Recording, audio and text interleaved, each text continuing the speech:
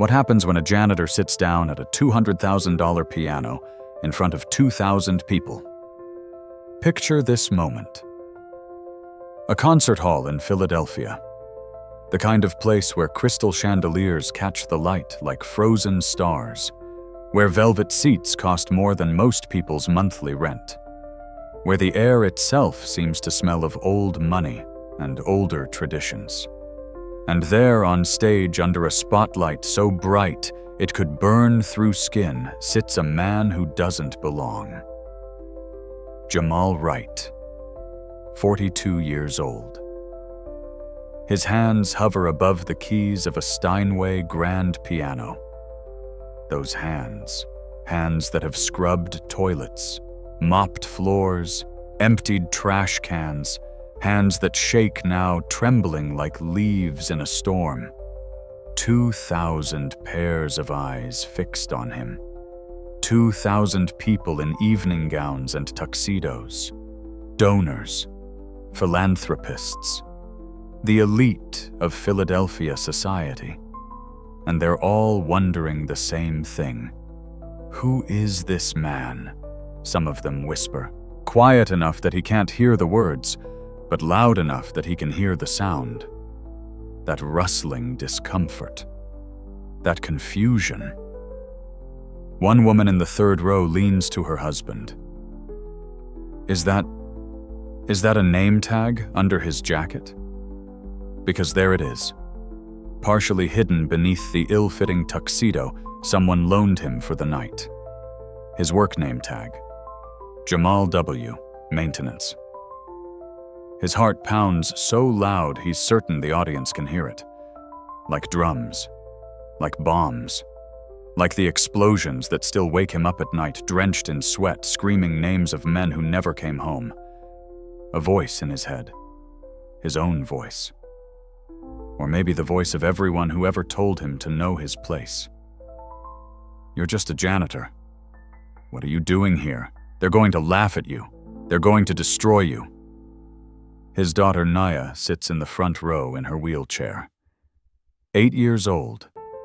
Those big brown eyes looking up at him with something he hasn't seen in years. Hope. Catherine Sterling, the concert hall director, stands in the wings. She gives him the smallest nod, the nod that says, "You can do this." But can he? His finger hovers 1 inch above middle C. 1 inch. The distance between humiliation and transformation. Between the man he is and the man he might become. The silence in the hall is absolute, suffocating, waiting. How did a man who cleans up after the wealthy end up on this stage? How did a janitor end up here, about to play for an audience that wouldn't normally give him a second glance to understand this moment we need to go back? 6 months earlier, to a night when everything changed. To the night when Jamal Wright first touched those piano keys and remembered what it felt like to be alive. 6 months before that concert. 6 months before the spotlight and the 2,000 eyes and the moment that would change everything. Jamal Wright pushed his janitor's cart down the service hallway of Riverside Concert Hall. 11:45 at night. The hall had emptied an hour ago after a performance of Rachmaninoff's Piano Concerto No. 2. The kind of music that made rich people feel cultured and middle-class people feel inadequate. The kind of music Jamal had learned to tune out years ago. His shift started at 10 p.m. and ended at 6 a.m. 8 hours of mopping, scrubbing, polishing, and pretending he was invisible. Because that's what janitors were supposed to be. Invisible. The people who cleaned up the messes but never made the memories. He was good at being invisible. He'd had plenty of practice. Jamal Wright, 42 years old, but his body felt 60. 2 tours in Iraq as an army medic. Honorable discharge in 2008. Came home with a Purple Heart, a limp in his left leg, and nightmares that never seemed to end. PTSD, post-traumatic stress disorder. 3 little letters that sounded so clinical, so manageable. But there was nothing manageable about waking up at 3 a.m. thinking you were back in Fallujah. Nothing manageable about the way fireworks made you hit the ground and cover your head. Nothing manageable about the faces of the men you couldn't save staring at you from the dark corners of every room. He'd tried the VA hospital, tried the therapy, tried the medications that made him feel like he was walking through fog. Nothing worked. Not really. The best he could do was function. Get through each day. Take care of his daughter, Nia, 8 years old, born with a congenital heart defect, a hole in her heart that would need surgery. Surgery that cost $200,000. Surgery that insurance covered about a quarter of, which meant Jamal needed to come up with $150,000 on a janitor's salary of $32,000 a year.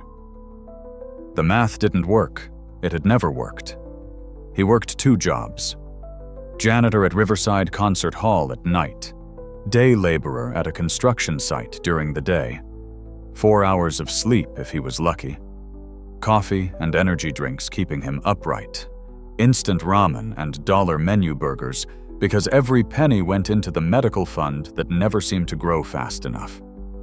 Their apartment was a 1-bedroom in the worst part of North Philadelphia. The kind of neighborhood where gunshots were as common as car alarms, where the heat barely worked in winter and the AC didn't work at all in summer, where cockroaches were roommates you couldn't evict. But it was what he could afford. Nia slept in the bedroom. Jamal slept on the couch when he slept at all. Between the nightmares and the early morning construction job, sleep was more of a suggestion than a reality. 3 years ago, there had been someone else in that apartment. Sarah, his wife, the woman who had seen past the trauma and the rage and the broken pieces of the man who came back from Iraq. The woman who had loved him anyway. Sarah had been a music teacher, piano mainly. She'd taught at a community center giving lessons to kids who couldn't afford the fancy music schools. She'd been the one who could make the piano sing, who could take something mechanical and turn it into emotion. She'd tried to teach Jamal once, back when they were dating, back before Iraq.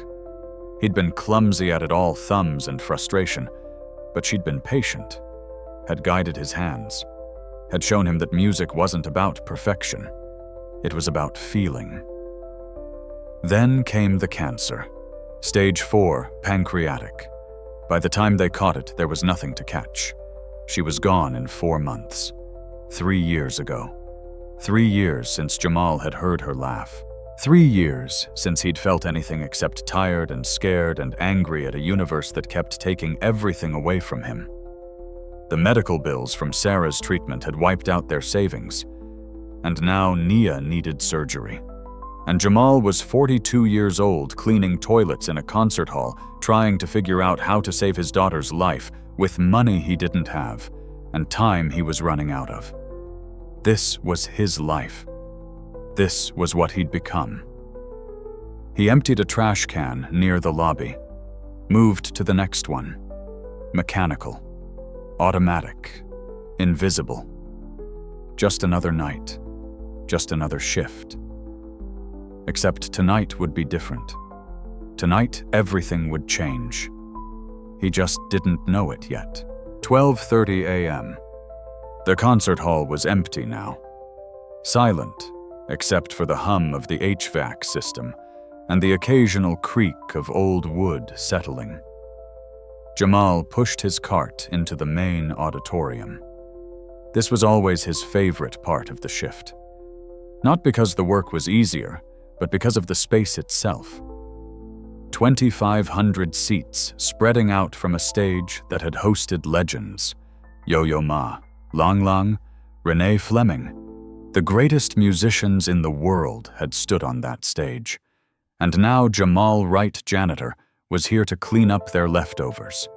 He started in the back rows, picking up programs, collecting abandoned water bottles, finding the occasional earring or forgotten scarf. The detritus of culture. The mess that nobody wanted to think about. But tonight, something was different. Usually the stage was empty after a performance. The piano rolled back into the wings. The music stands cleared. Everything put away, neat and tidy.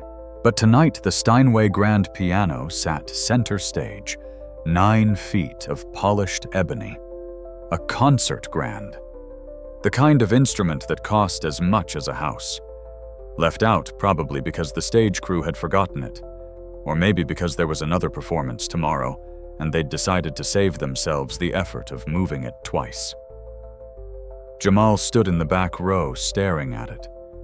He hadn't thought about pianos in 3 years. Hadn't let himself. Because thinking about pianos meant thinking about Sarah. And thinking about Sarah meant feeling the hole in his chest where she used to be. And he couldn't afford to feel that hole. He had to stay functional, had to keep moving, had to take care of Nia. But standing there looking at that piano on the empty stage, something shifted inside him. A memory. Sarah at their apartment before Nia was born, before everything fell apart. She'd bought a used upright piano for $200 from a church that was closing down. It was beaten up out of tune, missing a few keys. But she'd loved it. She'd sit there for hours playing. Bach, Chopin, Debussy. Her fingers moving across the keys like they were dancing, like the piano was an extension of her body, an extension of her soul. And sometimes late at night she'd pull Jamal over, make him sit next to her on the bench. Try it, she'd say.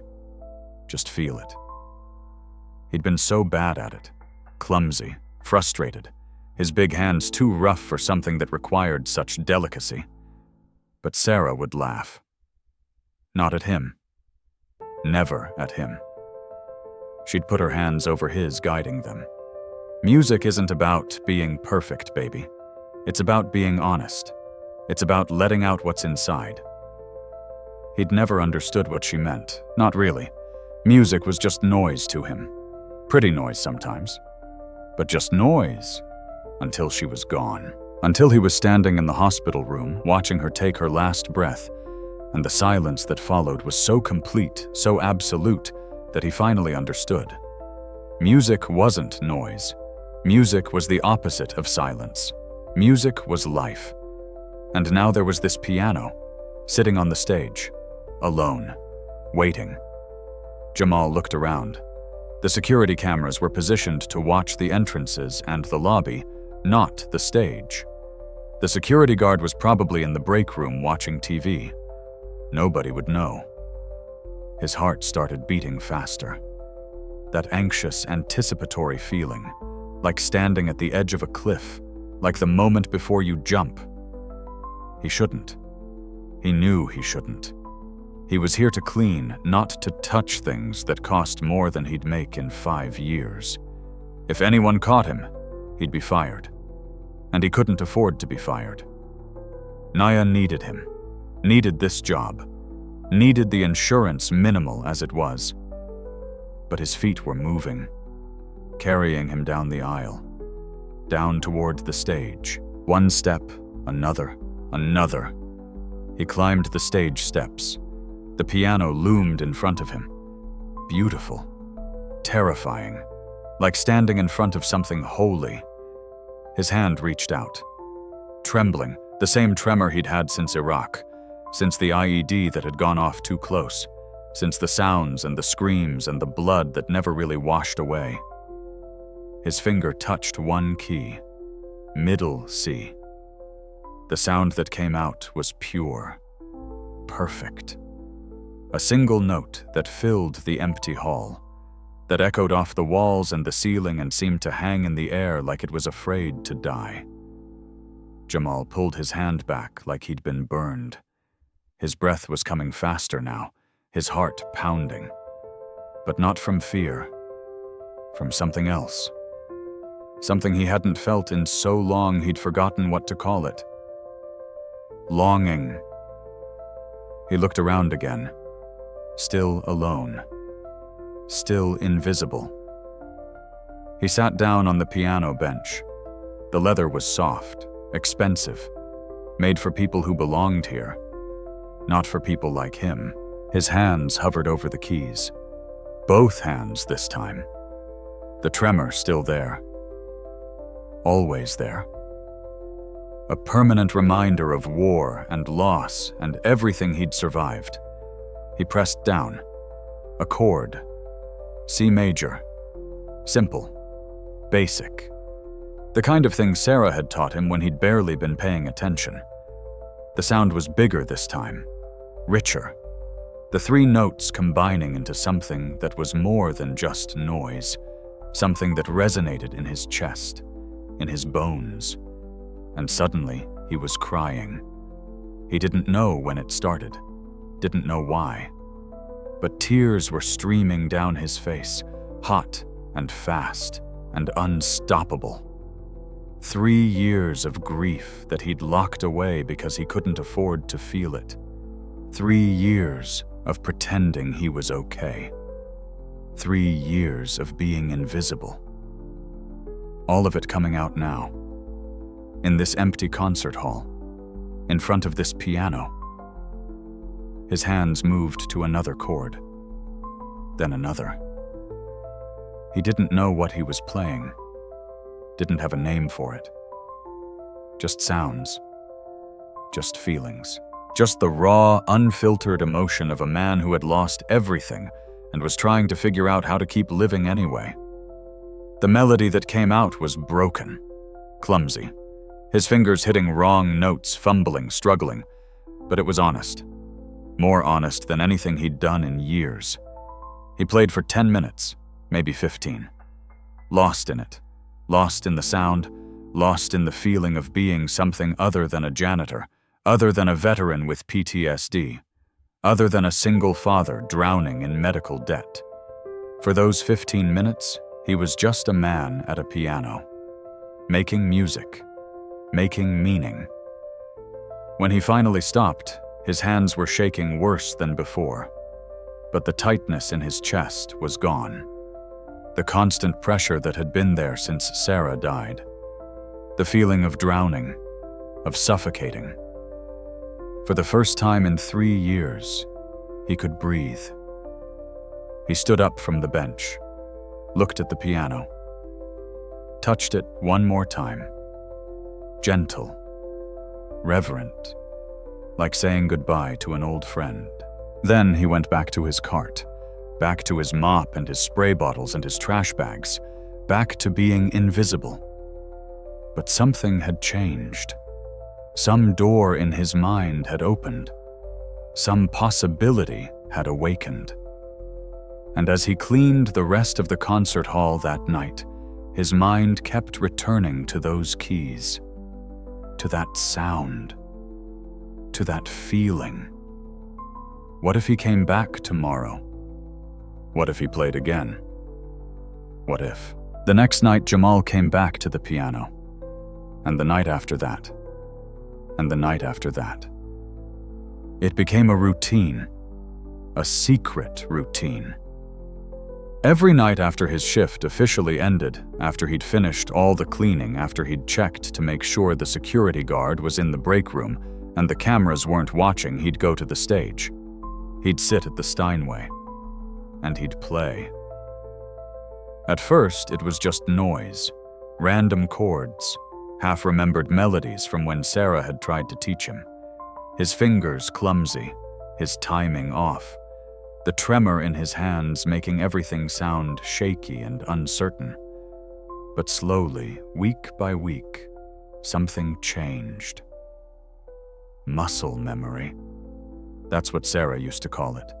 The way your body remembers things your mind has forgotten. The way your fingers learn the geography of the keys. The distance between C and E. The feel of a scale. The weight of a chord. His hands started to remember. started to find their way.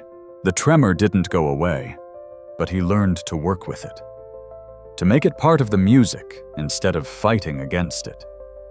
He found an old beginner's piano book in the hall's music library, smuggled it out in his backpack, studied it during his lunch break at the construction site, learned the names of things, learned how music worked, learned the theory behind the feeling, scales, arpeggios, chord progressions, things that sounded boring and mechanical but were actually the building blocks of everything beautiful. He practiced them over and over, sometimes for hours, his fingers moving up and down the keys, building strength, building precision, building confidence. Then he moved on to actual pieces. He started with simple things, beginner pieces. Für Elise by Beethoven, though he butchered it at first. Clair de Lune by Debussy, even though it was way too advanced for him. He didn't care about playing it perfectly. He cared about playing it honestly. The nightmares didn't stop. They never stopped. But they came less often, 3 or 4 times a week instead of every single night.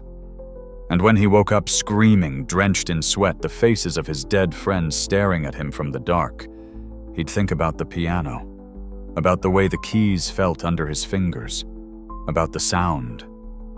And somehow that helped. Somehow that made it bearable.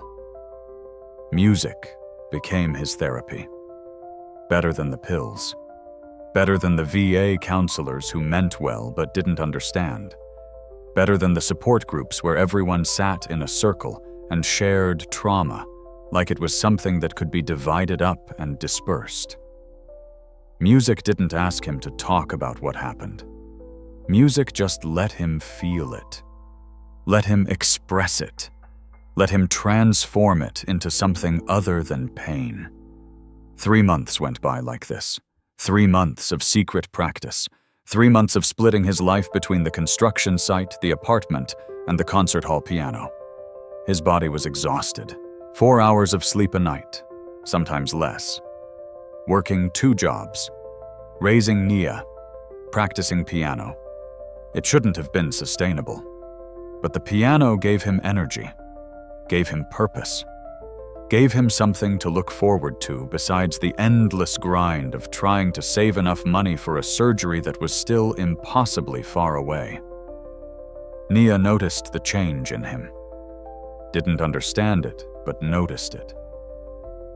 "Daddy, you seem different," she said one morning while he was making her breakfast. Scrambled eggs and toast. The same thing every morning because it was cheap and easy.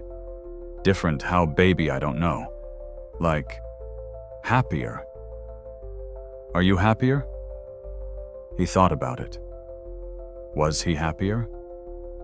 He was still broke, still exhausted, still haunted by nightmares, still facing an impossible medical bill, still working 2 jobs that barely kept them afloat. But yes, he was happier. Or maybe not happier. Maybe just less sad, less hopeless, less like he was drowning. "Yeah, baby, I think I am. Good." She smiled at him, that little girl smile that made his heart hurt and sore at the same time. "Mommy would want you to be happy." Mommy. Sarah. The ghost that lived in every corner of their apartment, in Nia's eyes, in the old upright piano that they'd had to sell after Sarah died because they needed the money for rent. He told Nia about the piano. Not right away, but eventually. One night, when she asked him why he came home so late. "I've been practicing piano, baby. At the concert hall, after work." Her eyes went wide. "Really, like Mommy?" "Yeah. Like Mommy. Can I hear you play 'Not Yet'? I'm not good enough yet. Mommy always said music isn't about being good. It's about being honest." He stared at his 8-year-old daughter. This little girl who was carrying her mother's wisdom, who remembered things he'd forgotten. "You're right," he said. She did say that. That night he played with more emotion than ever before. Played for Sarah. Played for Nia. Played for the man he used to be and the man he was trying to become. But as the weeks went on, a new fear crept in. What if someone found out?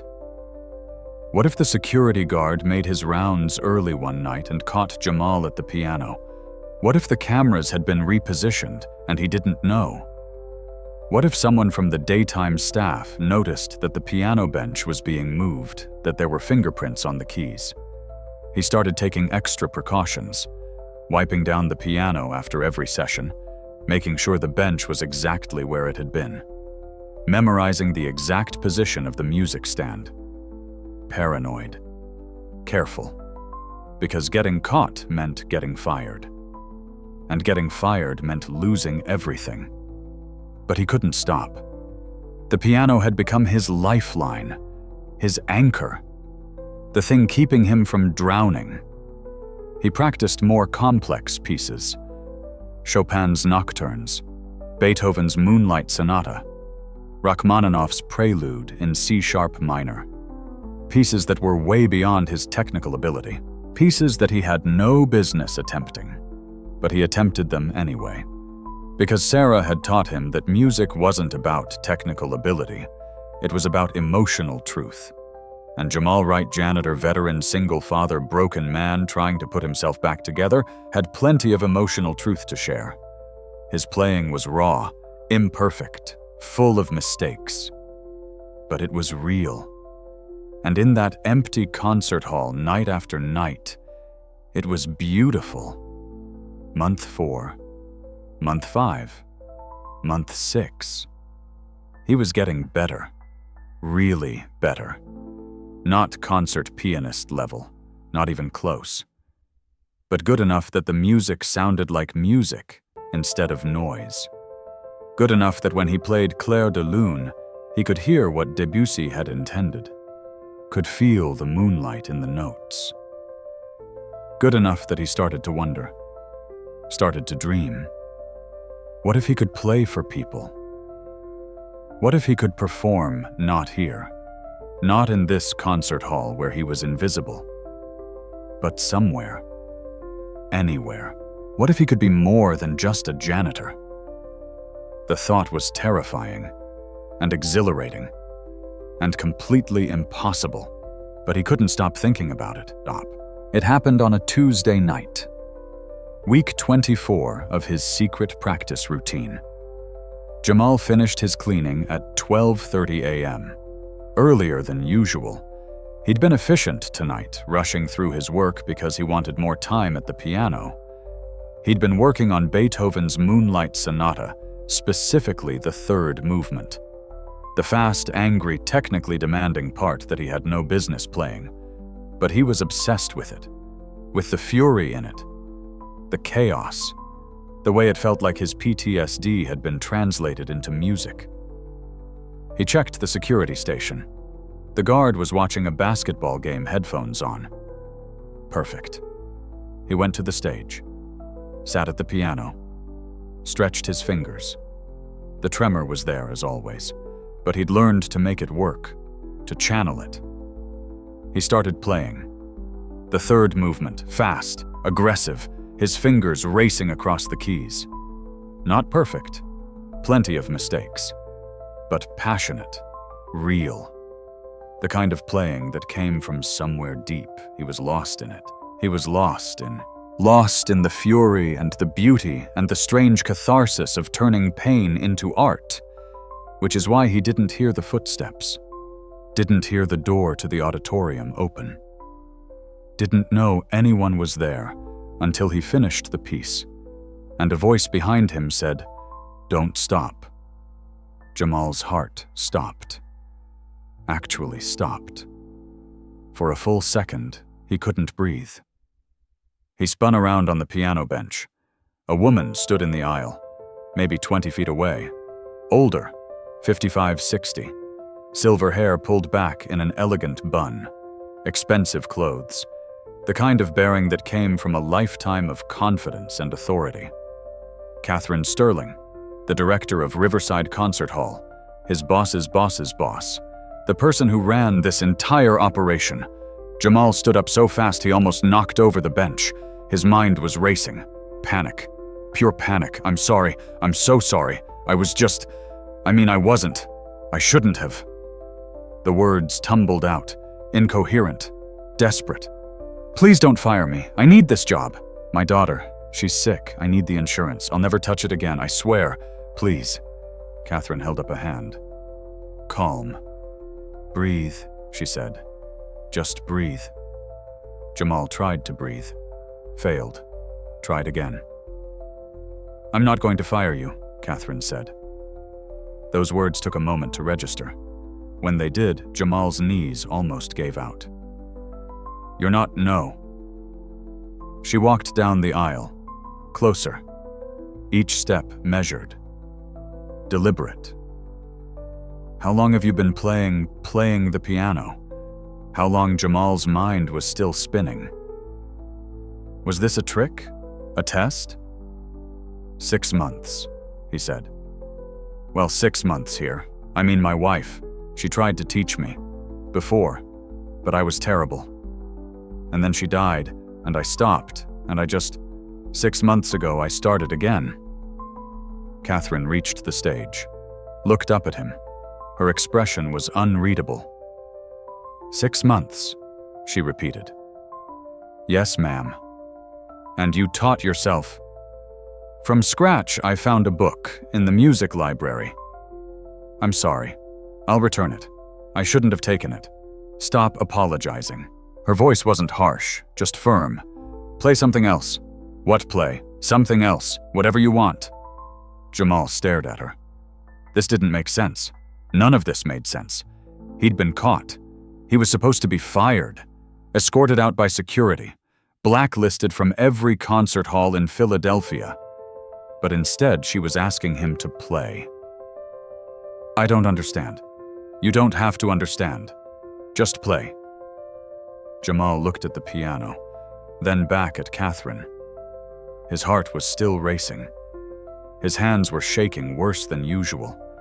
But something in her expression, something in the way she was looking at him, not with anger, not with judgment, with curiosity. He sat back down at the piano bench, tried to think. What should he play? What would show that he wasn't just some janitor screwing around on expensive equipment? Then he realized. That was the wrong question. Sarah's voice in his head. Music isn't about being perfect. It's about being honest. He played Claire de Lune, the piece he'd been working on longest, the piece that felt like home. His fingers found the keys, the opening notes. Soft, gentle, like moonlight on water.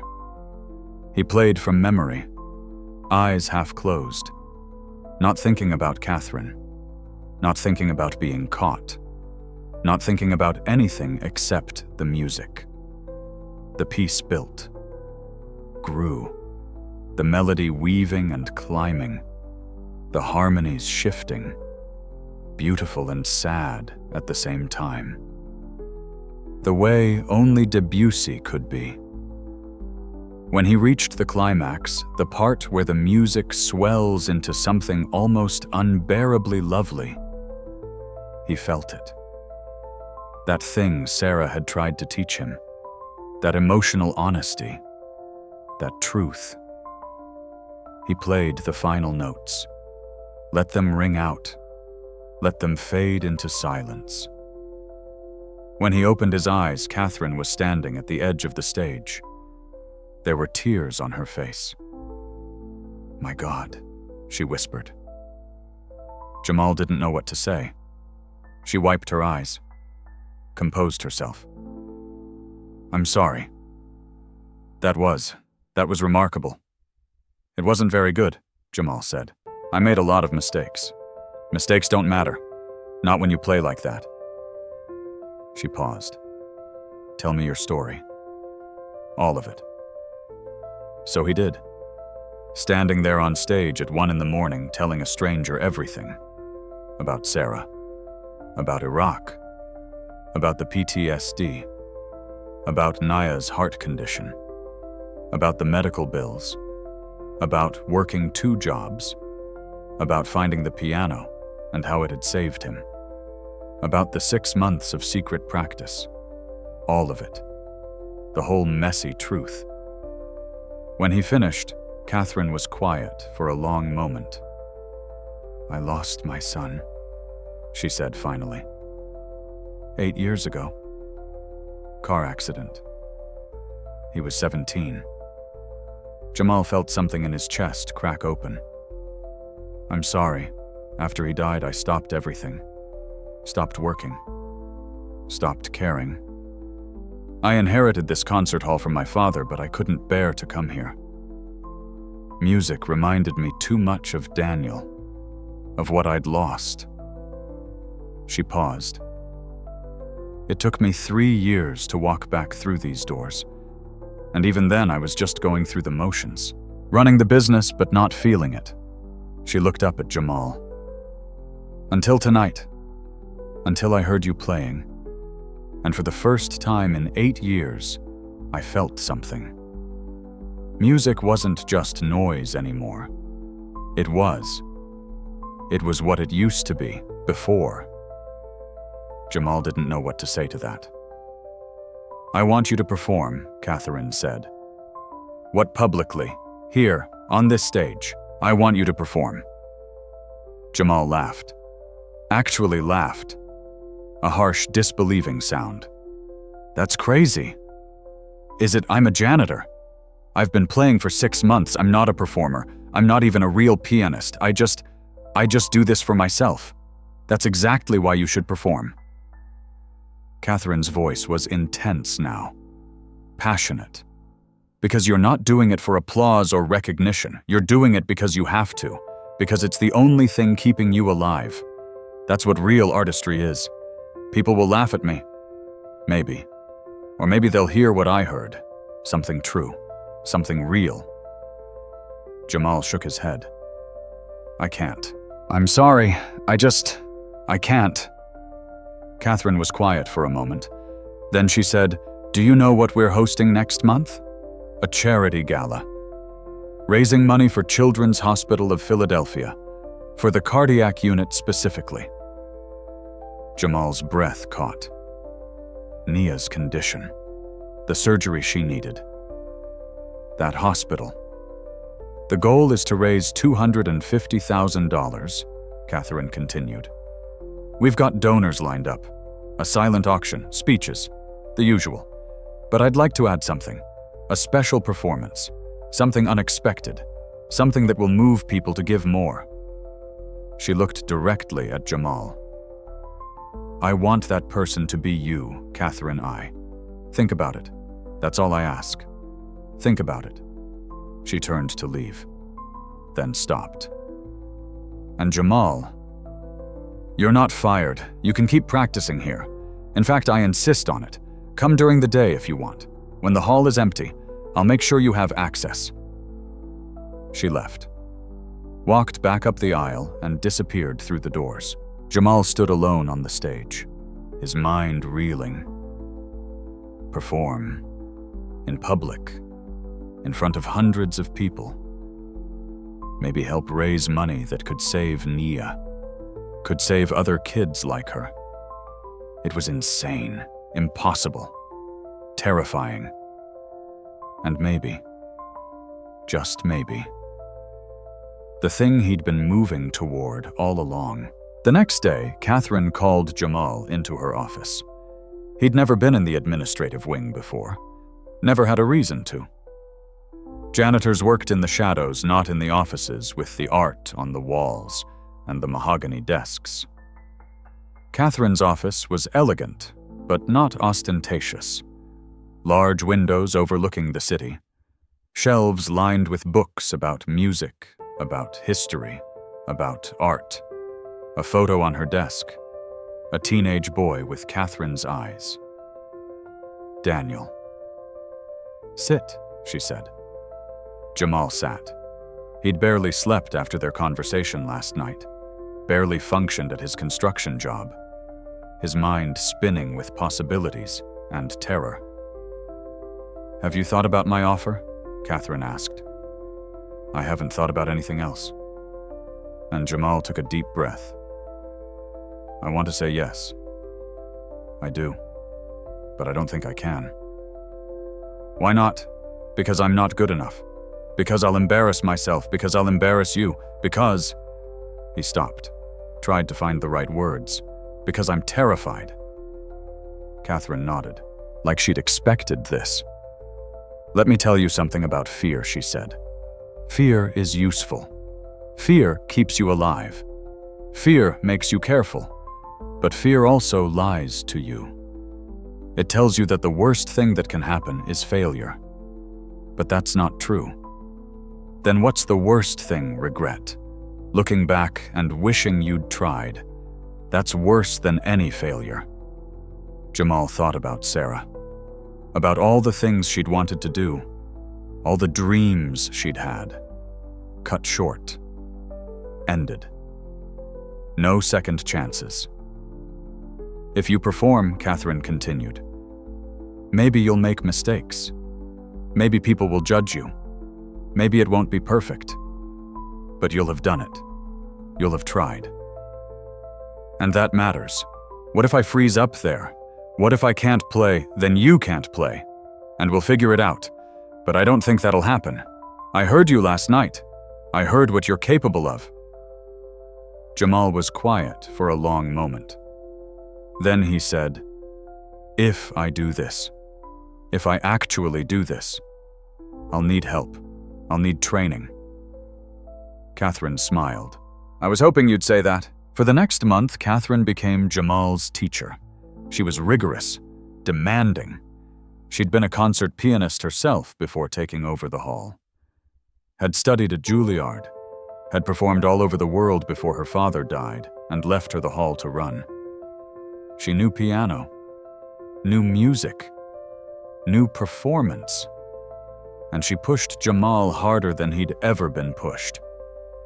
"Your technique is raw," she told him on the first day of training. "You've got passion, but passion without control is just noise. I'm going to teach you control." They worked on his hand position, on his posture, on the way he used the pedals, small technical things that made huge differences in the sound. They worked on dynamics, soft and loud, the way music breathes, the way silence is just as important as sound. They worked on phrasing, on interpretation, on understanding what the composer intended and then making it your own. Debussy wasn't just writing pretty melodies, Catherine explained during one session. He was painting with sound. Clair de Lune is about moonlight, yes, but it's also about longing, about beauty that's just out of reach. You have to feel that. You have to make the audience feel that. Jamal soaked it all in. He practiced during the day now, officially. Catherine had given him access to the hall whenever he needed it.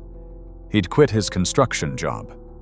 Couldn't afford to, but Catherine had quietly increased his janitor salary to make up the difference. "Consider it an artist's grant," she'd said with a smile. He practiced 6, 7, 8 hours a day. His fingers ached. His back hurt from sitting at the piano bench. But he was getting better. Really better. Catherine said so, and he could hear it himself. But technical improvement was only part of the battle. The other part was mental. "You're going to be on stage in front of 500 people," Catherine told him. "Donors, wealthy people, people who've heard the best pianists in the world. You're going to feel like you don't belong, like you're an imposter." "Am an imposter," Jamal said. "I'm a janitor pretending to be a pianist." "No, you're a pianist who also works as a janitor. There's a difference." But Jamal struggled to believe that. The imposter syndrome was overwhelming. Every time he sat at the piano, he heard voices. Not real voices, but the voices of doubt. of fear. You're not good enough. They're going to laugh at you. Who do you think you are? Catherine recognized the struggle. She'd faced it herself. After Daniel died, she told him one afternoon, "I stopped believing I deserved to be happy. Stopped believing I deserved success or joy or anything good. Because how could I have those things when my son didn't? When he'd never have them again, how did you get past it?" I didn't. Not completely. But I learned that grief and guilt are burdens we carry. They don't go away. But we can choose what we do with them. We can let them destroy us. Or we can transform them into something else, something meaningful. She gestured to the concert hall around them. This place, keeping it alive, sharing music. That's how I transformed my grief. It doesn't bring Daniel back, but it honors him, honors what he loved. Jamal thought about Sarah, about how she'd loved music, how she'd tried to teach him, how she'd wanted him to be happy. "Sarah would want me to do this," he said quietly. Yes, she would. As the gala approached, Jamal talked to Nia about it. She was getting sicker. The hole in her heart was getting bigger. The doctors said she had maybe 6 months. Maybe less. The surgery couldn't wait much longer, but the money still wasn't there. Jamal had saved $30,000. Nowhere near enough. He sat with Naya in her room one evening. She was in bed, too tired to play, but she smiled when he came in. "Hey, baby." "Hi, Daddy. I need to tell you something. There's going to be a concert at the hall where I work, and I'm going to play piano in front of a lot of people." Nia's eyes went wide. "Really, really? And the concert is to raise money for kids who are sick, kids like you. Are you scared? Terrified?" "Mommy always said being scared is okay. It means you're about to do something brave." Jamal felt tears prickling his eyes. This little girl, so wise, so strong. "You're right." She did say that. "I wish I could be there," Nia said. "But I don't think the doctors will let me. We'll see. Maybe they will." "Will you play Claire de Lune? That was Mommy's favorite." "Yes, baby, I'll play it, just for you." 1 week before the gala, Jamal had a breakdown. He was practicing, working on his performance piece.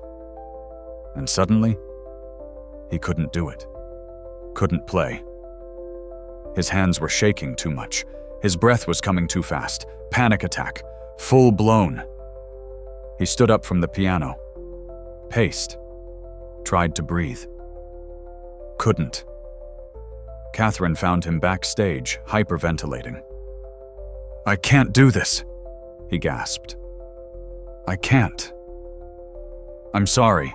I thought I could, but I can't." She didn't try to convince him otherwise, didn't give him a pep talk. She just sat with him, waited for the panic to pass. When he could breathe again, she said, "Tell me what you're afraid of." Specifically. Failing. Embarrassing myself. Letting you down. Letting Nia down. "Okay.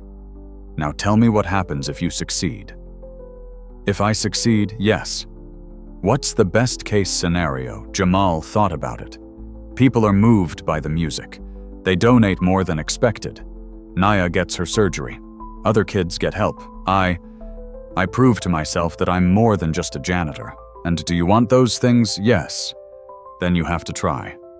Because the only way to guarantee failure is not to try at all. Jamal nodded. She was right. He knew she was right. But knowing and feeling were two different things. 3 days before the gala, something happened that changed everything. Nia collapsed at school, heart arrhythmia. They rushed her to the hospital. Jamal got the call while he was practicing. Dropped everything. Ran. By the time he got to the hospital, Naya was stable. But the doctors were clear. She needs surgery now. We can't wait any longer. We're putting her on the emergency list, which meant they'd do the surgery whether Jamal could pay or not. and then he'd be in debt for the rest of his life. Crushing, inescapable debt. But Nia would be alive. And that was all that mattered. He sat by her bedside. She was sleeping, hooked up to monitors. So small, so fragile. Catherine came to the hospital, brought coffee, sat with him. "I can't do the gala," Jamal said. "I need to be here. With her." "I understand. I'm sorry. I know you were counting on me." "Jamal, look at me." He looked. "Naya is more important than any concert. If you need to cancel, we cancel. No judgment, no guilt." He nodded. Relief and disappointment mixing together. Then Naya woke up, looked at him with those big eyes. "Daddy." "I'm here, baby. Are you still going to play at the concert? I don't think so. I need to stay here with you." Nia's face fell. "But you have to play. For Mommy. And for all the other kids. Baby. Please, Daddy. Please play. I'll be okay. The doctors are taking care of me. But you have to play. You have to show everyone what Mommy taught you." Jamal looked at Catherine, then back at Nia. "Are you sure I'm sure? Play for me. Even if I can't be there. Play, and I'll hear it. I'll feel it." Jamal's throat was tight. "Okay. Okay, baby. I'll play." The day of the gala arrived. Nia was still in the hospital. Stable, but weak. The surgery was scheduled for the following week. Emergency authorization had come through. They'd operate regardless of payment, though the debt would haunt Jamal forever. But tonight wasn't about that. Tonight was about music. About showing up. About being brave. Catherine had arranged everything. The gala was at 6 p.m. Cocktail hour dinner, silent auction. Then the performance. Then more donations. 500 people. Philadelphia's wealthy elite. People who could write checks that would make Jamal's annual salary look like pocket change. Jamal spent the day at the hospital with Nia. She was alert, chatty. Excited for him. "What are you going to wear?" she asked. "I don't know. I don't exactly have a tuxedo." Catherine said she'd arranged something Nia reminded him. "Right. Daddy." "Yeah, when you play tonight, remember, music isn't about being perfect. It's about being honest." "I know, baby. Your mom taught me that. She taught both of us." At 4 p.m., Catherine picked him up from the hospital. She had a garment bag. "Your costume for the evening," she said with a smile. Jamal changed in a hospital bathroom. The tuxedo was simple, elegant, fit him perfectly, which meant Catherine had it tailored specifically for him. He looked at himself in the mirror, barely recognized himself. This wasn't Jamal the janitor. This wasn't Jamal the broken veteran. This was someone else. Someone who might actually belong on a concert stage. But the name tag was in his pocket. His work name tag. Jamal W. Maintenance. He'd brought it from home. Wasn't sure why. Maybe as a reminder. Maybe as armor. He pinned it to the inside of his tuxedo jacket. Hidden. But there. They drove to Riverside Concert Hall, the place where Jamal had worked for 2 years, where he'd been invisible, where he'd found the piano that had saved his life. Now he was walking in the front entrance. Not the service entrance, the main doors where the patrons entered. It felt surreal. Backstage, Catherine showed him to a dressing room. It was small, but comfortable. A mirror surrounded by lights, a couch, a mini fridge with water. "You've got 2 hours until your performance," she said. "Rest if you need to. Practice if you want. Whatever helps." Catherine. "Yes, thank you. For everything. For believing in me when I didn't believe in myself." She smiled. touched his shoulder. "You did the hard part. I just opened the door." She left. Jamal sat alone in the dressing room, the sounds of the gala starting filtered through the walls. Laughter, conversation, the clink of glasses. His hands were shaking. The tremor worse than usual. Stage fright. Fear. All of it. He thought about running. Just leaving. Disappearing. Nobody would miss him. They'd find some other entertainment. The gala would go on. But then he thought about Naya. About Sarah. About the 6 months of secret practice. About Catherine's faith in him. He thought about all the broken pieces of himself. The PTSD. The grief. The fear. The shame. And how music had started to put those pieces back together. "You don't run," he told himself. "Not from this. Not from the thing that might save you." He walked to the stage entrance, peeked through the curtain. The concert hall was transformed. Tables set up on the main floor. Elegant decorations. 500 people in evening wear. Eating. Drinking. Bidding on auction items. The piano sat center stage. Waiting. The Steinway he'd played 100 secret nights. The instrument that had become his confessional. His therapy. His salvation. Soon he'd sit at that piano. In front of all these people. And play. The thought was both terrifying and thrilling. At 7:30, Catherine found him. "It's time. I don't know if I can do this. You can. You will. What if I fail, then you fail. But you'll have tried. And that's what matters." She led him to the stage entrance. The MC was speaking. Introducing the evening's special performance. "Ladies and gentlemen, we have something unique for you tonight. A performer who represents what this charity is all about. Second chances. Hidden potential. The power of art to heal." Jamal's heart was hammering so hard he thought it might burst out of his chest.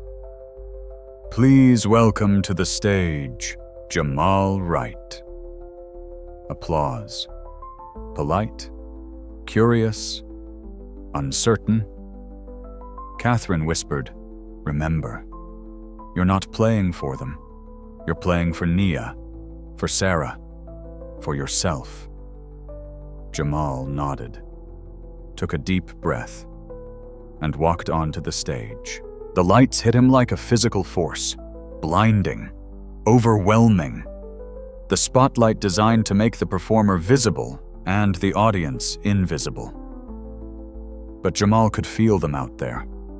500 pairs of eyes, 500 people who had paid hundreds of dollars per plate to be here, to eat good food, to feel good about donating to charity, to be entertained. And now they were watching him. A janitor, a nobody, walking across the stage in a borrowed tuxedo. His legs felt like water, like they might give out at any second. But he kept walking, one foot in front of the other, toward the piano. The applause had stopped. Now there was just silence. Waiting. Jamal reached the piano bench, sat down. The leather was familiar. He'd sat here 100 times. But never like this. Never with an audience. Never with stakes this high. He looked out at the crowd. Couldn't see individual faces because of the lights. Just shapes, shadows, the vague sense of hundreds of people. Someone in the crowd whispered. He couldn't hear the words, but he could hear the tone. Skepticism. Curiosity. Who is this guy? His hands went to the keys, hovered above them. The tremor was pronounced now. Visible. Anyone watching would see it. Would wonder what was wrong with him. "You're just a janitor," the voice in his head said. "What are you doing here?" These people have heard the best. They've heard Lang Lang, Yujawang, Kisin, and you think you belong on the same stage. The silence stretched. 3 seconds. 5. 10. People started shifting in their seats, the audience getting uncomfortable. Then from somewhere in his mind, another voice. Sarah's voice. Not the voice of doubt, the voice of love. Music isn't about being perfect, baby. It's about being honest. Jamal closed his eyes, took a breath, and played the first note. The piece he'd chosen was Clair de Lune, Debussy, Moonlight. The opening was soft, gentle, like a question being asked, like moonlight touching water. His fingers moved across the keys. The tremor was still there. Would always be there, a permanent reminder of war and trauma. But he'd learned to work with it, to make it part of the music instead of fighting it. The melody emerged, beautiful, melancholic, the kind of music that doesn't demand attention but earns it, that seeps into your consciousness slowly. In the audience, people stopped whispering, stopped shifting, started listening. Jamal forgot about them, forgot about the lights and the stage and the pressure. There was only the music now, only the piano, only the feeling. He thought about Sarah, about the way she'd looked when she played, the concentration, the joy, the pure, unfiltered emotion. He thought about Naya in her hospital bed, listening somehow, feeling this. He thought about the 6 months of secret practice, the nights alone in this hall, the healing that had happened note by note, the music built, the piece moving from gentle to passionate, the harmonies shifting, the dynamics growing. Debussy had written Clair de Lune to capture moonlight, but Jamal was playing something else.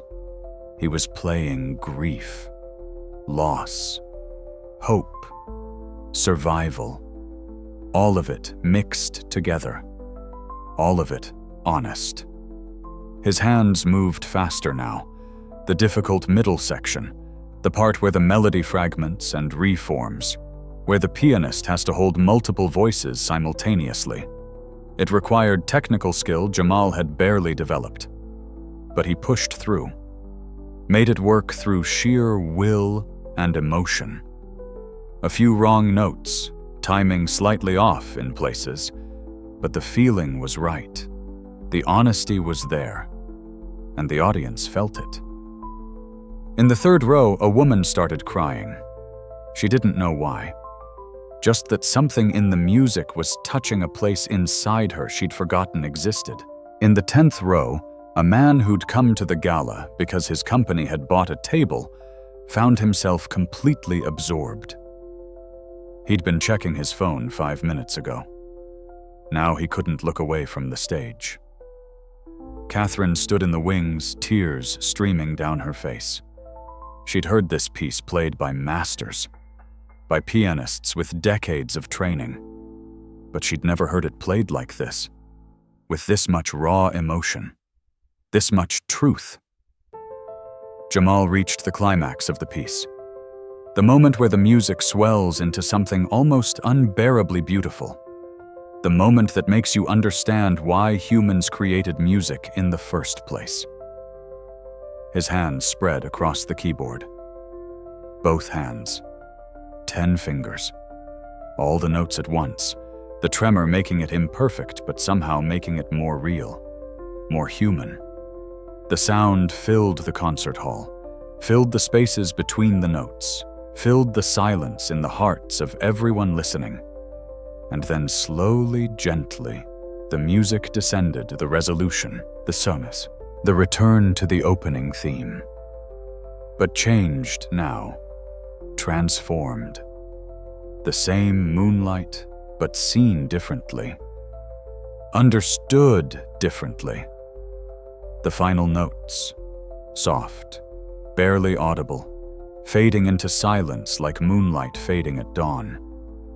Jamal lifted his hands from the keys. The last note hung in the air, sustained by the piano's resonance, by the acoustics of the hall, by something less tangible, something almost spiritual. Then silence, complete silence. 3 seconds, 5, 10. Jamal sat frozen, terrified. Had he failed? Had it been terrible? Were people too shocked to react? Then it happened. One person stood, then another, then 10, then 50, then everyone. 500 people rising to their feet. The sound like thunder, applause washing over the stage like a wave, standing ovation. Jamal opened his eyes, couldn't believe what he was seeing. All these people, these wealthy donors, these people who'd heard the best musicians in the world, standing, applauding, for him. The applause grew louder, sustained. Some people were wiping tears from their eyes. Others were smiling. All of them were clapping. Catherine appeared on stage, walked to where Jamal sat. He was still at the piano, frozen, overwhelmed. She leaned down, whispered in his ear, "Stand up. Take your bow. I can't move." "Yes, you can. Stand up." Jamal stood. His legs were shaking. His whole body was shaking. But he stood. The applause intensified. People were cheering now. Actually cheering. "Bow," Catherine whispered. He bowed.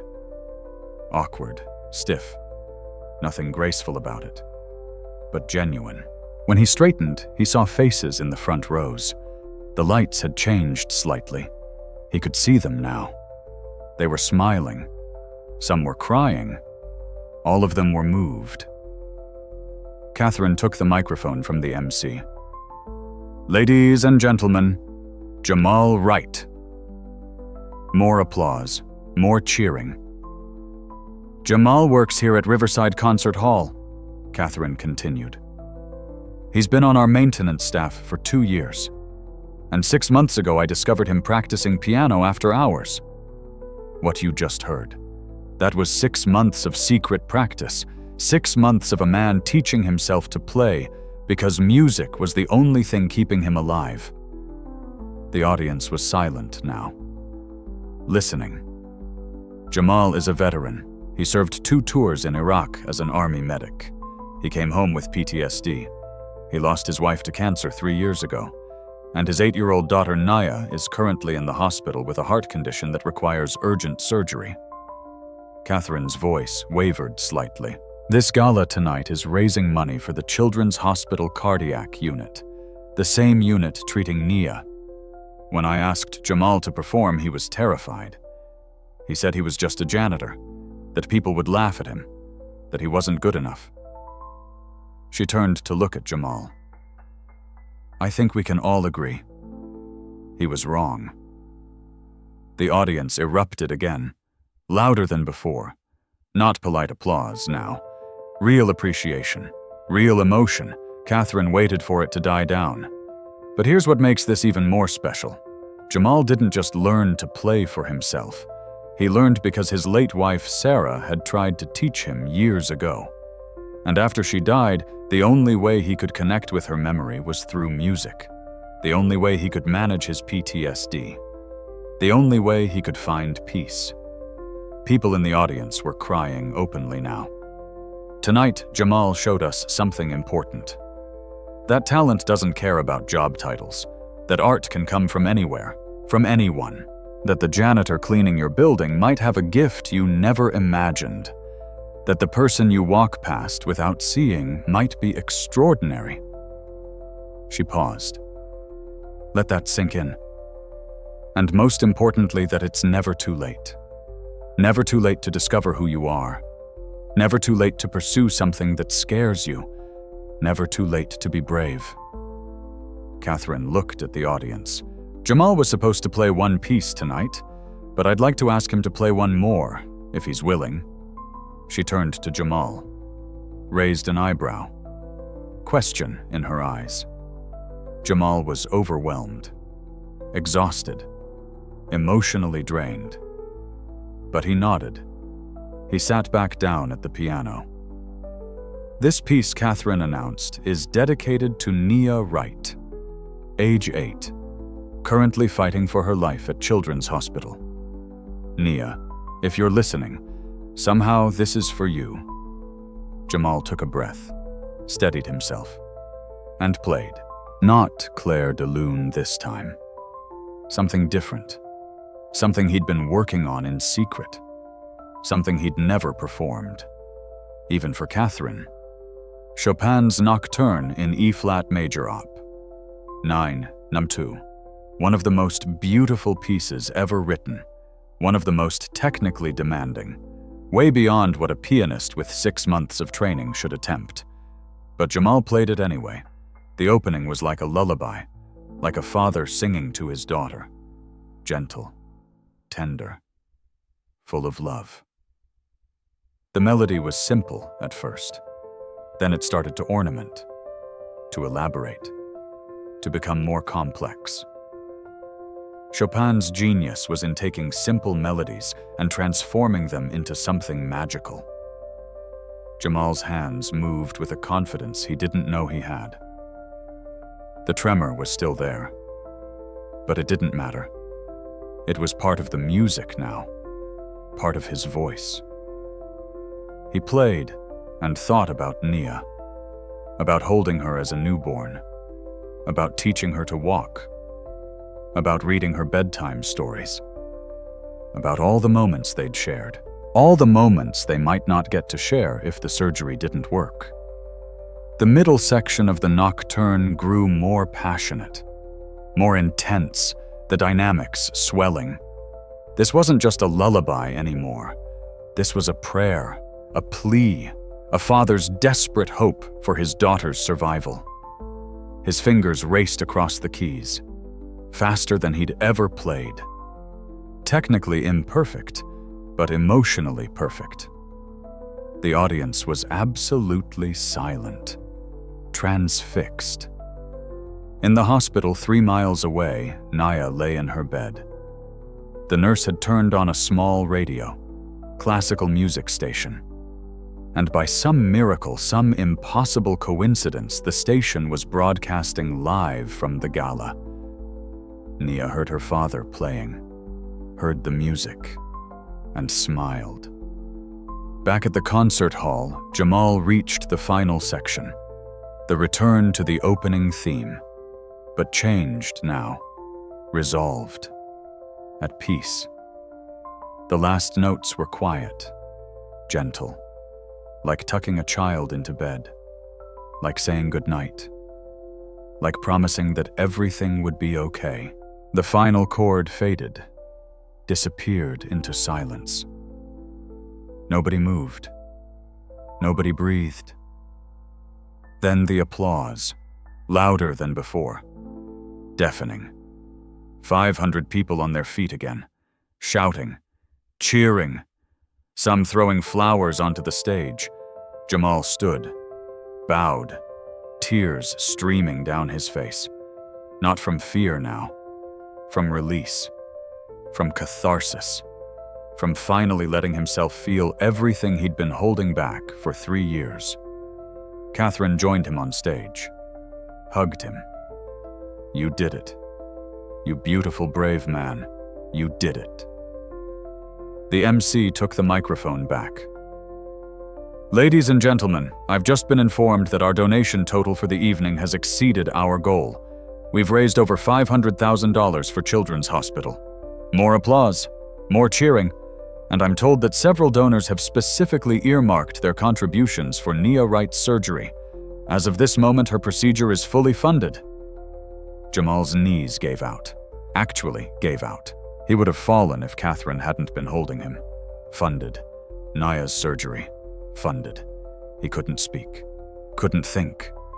Could only feel the weight of 3 years of fear and desperation lifting off his shoulders. The audience was standing, clapping. And this time they weren't just applauding the music. They were applauding him, his story, his courage, his transformation. From janitor to pianist.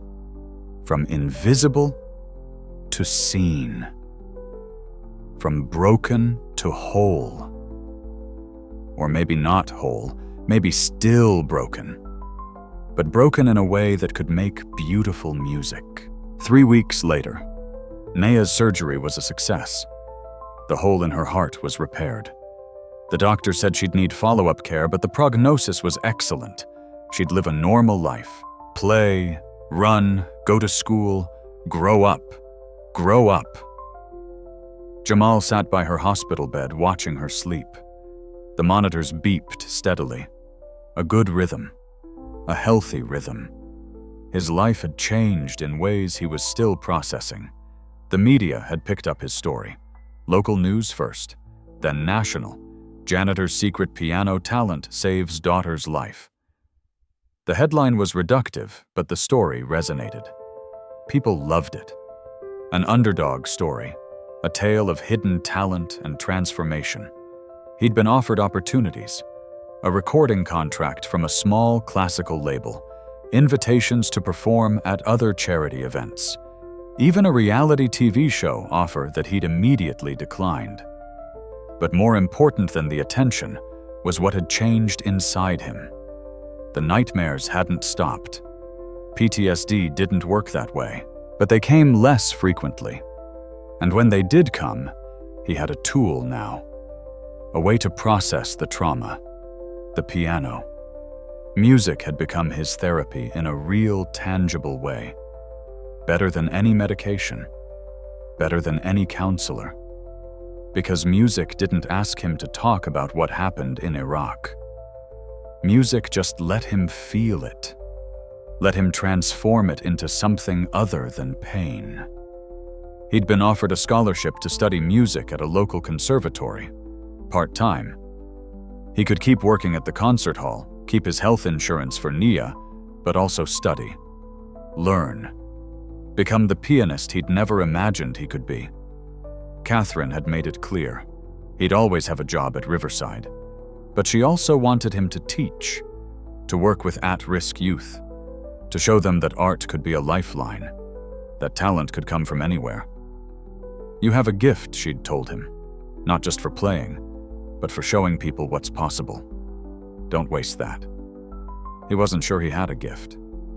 He was still just Jamal. Still scared, still struggling, still figuring things out one day at a time. But maybe that was the point. Maybe you didn't have to have everything figured out. Maybe you just had to keep trying, keep showing up, keep playing the next note. 2 months later, Jamal brought Nia back to Riverside Concert Hall. She was stronger now, healthier. The color had returned to her cheeks.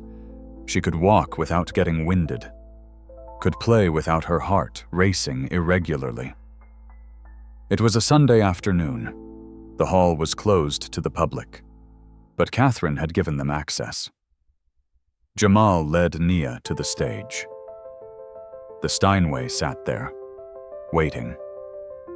"This is where Daddy played?" Nia asked, her voice full of wonder. "This is where? Can I see?" They walked onto the stage together, hand in hand, father and daughter. Jamal sat at the piano bench. Nia climbed up next to him, her little legs dangling, too short to reach the floor. "What are you going to play?" "What do you want to hear, Claire de Lune?" It was Mommy's favorite. Jamal nodded. Of course it was. He played. And this time it was different. Not because his technique was better, not because he'd had more practice, but because Naya was sitting next to him. Alive. Healthy. Here. The music flowed. Gentle. Loving. A conversation between father and daughter. Between past and present. Between grief and hope. When he finished, Naya was smiling. "That was beautiful, Daddy. Thank you, baby. Can you teach me to play like that?" Jamal felt something in his chest crack open. Not pain this time. Joy. Pure joy. Yes. Yes, I can teach you. Will I be as good as you? Better. You'll be better than me, better than Mommy. You'll be amazing. She hugged him, tight, the way only an 8-year-old can, with complete trust, complete love. "I love you, Daddy. I love you too, baby. More than anything." They sat there for a while, on the stage, in the empty concert hall, just the two of them and the piano. Eventually, Jamal spoke. "You know what your mom used to say about music? What she said, music isn't about being perfect. It's about being honest." Nia nodded, wise beyond her years. I think she was right. I think so too. That evening, Jamal visited Sarah's grave. He hadn't been back since the funeral, hadn't been able to face it. But tonight felt right. He brought his portable keyboard, cheap, plastic, nothing like the Steinway. But it worked. He set it up next to her headstone, plugged it into a small battery-powered speaker, and he played for her. Clair de Lune first, then Chopin, then Beethoven, then pieces he'd written himself. Clumsy compositions, more feeling than technique. But honest. He played until the sun set, until the cemetery was dark, except for the distant streetlights. "I wish you could have seen it," he said to the headstone, to Sarah, to the woman who'd loved him when he was broken. "I wish you could have seen me on that stage. I wish you could have been there." The wind rustled through the trees, a gentle sound, almost like a whisper. He imagined her voice, that warm, loving voice. "I was there, baby. I'm always there." Maybe it was just his imagination. Maybe it was grief playing tricks. But it felt real. It felt true. "Nia's doing well," he continued. "The surgery worked. She's healthy. She wants to learn piano. I'm going to teach her, just like you taught me." Another gust of wind. Another whisper. "Thank you," Jamal said. "For everything. For loving me. For believing in me. For showing me that music isn't about being perfect, it's about being honest." He stood, packed up his keyboard, looked at the headstone one more time. "I'm going to be okay," he said. "We're going to be okay. I promise." And for the first time since she died, he believed it. 6 months after the gala, Jamal Wright was still working as a janitor at Riverside Concert Hall. But now, he was also a student, a teacher, a performer, a father whose daughter was healthy and happy. He taught piano twice a week to kids from low-income neighborhoods, kids who'd never imagined they could make music, who'd been told they weren't talented enough, smart enough, good enough. Jamal knew how that felt, so he told them what Sarah had told him. Music isn't about being perfect. It's about being honest. It's about taking what's inside you, all the pain and joy and fear and hope, and transforming it into something beautiful. Some of the kids got it right away. Others struggled, but they all kept trying, because Jamal showed them it was possible, that you could start from nothing, from less than nothing, and still create something meaningful.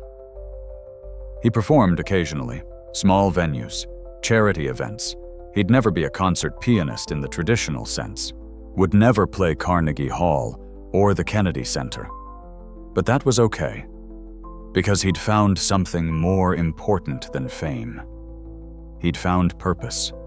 He'd found healing. He'd found himself.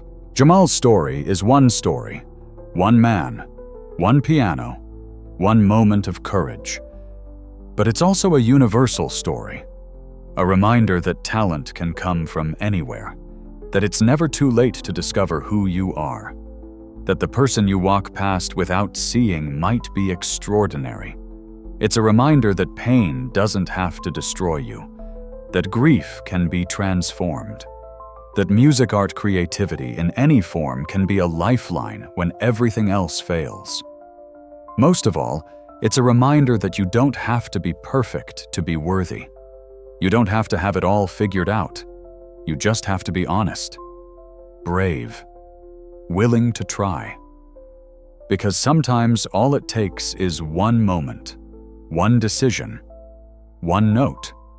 Sometimes all it takes is touching the piano keys and letting yourself feel, and everything changes. If this story moved you, if it reminded you of something you've been afraid to try, something you've been putting off, some dream you've been ignoring, consider this your sign. Try. Take the risk. Touch the keys. Play the note. You might surprise yourself. You might change everything.